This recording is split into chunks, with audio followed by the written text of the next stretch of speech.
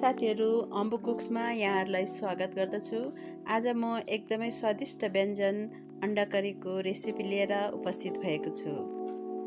यहाँ मैले 6वटा अन्डालाई अलिकति पानी राखेर अलिकति नुन पनि राखेर बोइल गरेर काटेर ठिक्क राखेको छु। साथै मसलाको लागि यहाँ प्याज, टमाटर प्युरी, अदुवा लसुन अनि धनियाँ, बेसार, जिरा धनियाँ, रातो खोर्सानीको धुलो, गरम मसला, नुन।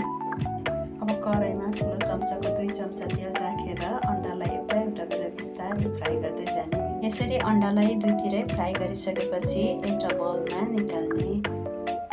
यसरी अन्डालाई बाउलमा निकालिसकेपछि फेरि ठुलो चम्चाको 1 चम्चा तेल गरम गरेर 5वटा ल्वाङ, 3-4वटा तेजपत्ता अनि सानो टुक्रा दालचिनी राखेर यसलाई पनि भुट्ने।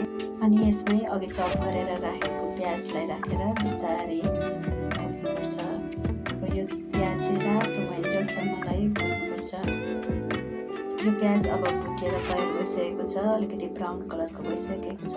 यसमा लसुन र अदुवाको पेस्ट सानो चम्चाको 2 चम्चा एड गरेर फेरि यसलाई पनि भुट्ने। यसलाई पनि सानो आँच पारेर 1 मिनटसम्म भुट्नुपर्छ। यो पनि भुटेर तयार भइसकेको छ। अब यसमा बेसार 1 चम्चा, सानो चम्चाको 1 चम्चा अनि यसमा फेरि यो जिरा पाउडर अनि यो धनियाँ पाउडर अनि त्यसपछि यो रातो धुलो खोर्सानी सबै एड गरेर फेरि बिस्तारै यसलाई चलाउँ। 30 सेकेन्डसम्म यसलाई चलाएपछि अब अघि तयार गरेर राखेको यो टमाटर प्युरी यसलाई बिस्तारै राखेर फेरि यसलाई पनि मिक्स गर्नुपर्छ। यहाँ सबैलाई एकै ठाउँ पारेर चलाउँदै बिस्तारै छोप्दै पकाउँदै हेर्दै गर्नुपर्छ। 1-1 मिनटमा यसरी चलाउँदै हेर्दै गर्नुपर्छ। अब टमाटरको त्यो प्युरी पनि पाकिसके जस्तो छ।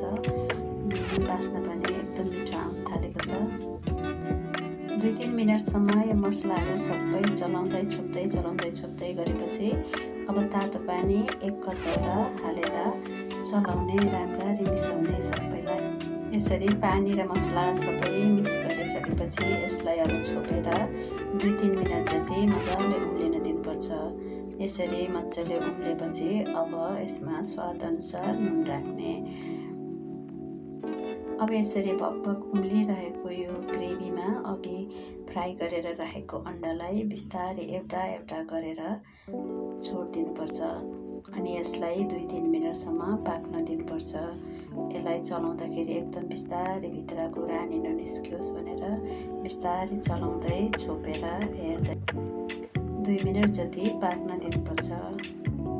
अब यसमा अघिको गरम मसला आधा चम्चा माथिबाट छर्किदिने अनि छोपेर 1 मिनट जति। अब यो ग्रेभी लगभग तयार भइसकेको छ, मजाले पाकिसकेको छ। यो भित्र पनि मजाले रस बसिसकेको छ।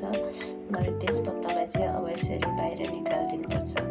अहिले यसले डिस्टर्ब गर्छ खानालाई, त्यही लागि यसलाई चाहिँ बाहिर निकालेर फालिदिँदा हुन्छ। अब यो अन्डा करी तयार भइसकेको छ। यसलाई अब माथिबाट अलिकति धनियाँ पत्ता छर्किदिन्छु। अब यसलाई एउटा बाउलमा खनाएर भातसँग, रोटीसँग, चिउरासँग खान सकिन्छ। एकदमै टेस्टी भएको छ। तपाईँहरू पनि ट्राई गर्नुहोला। Enjoy cooking.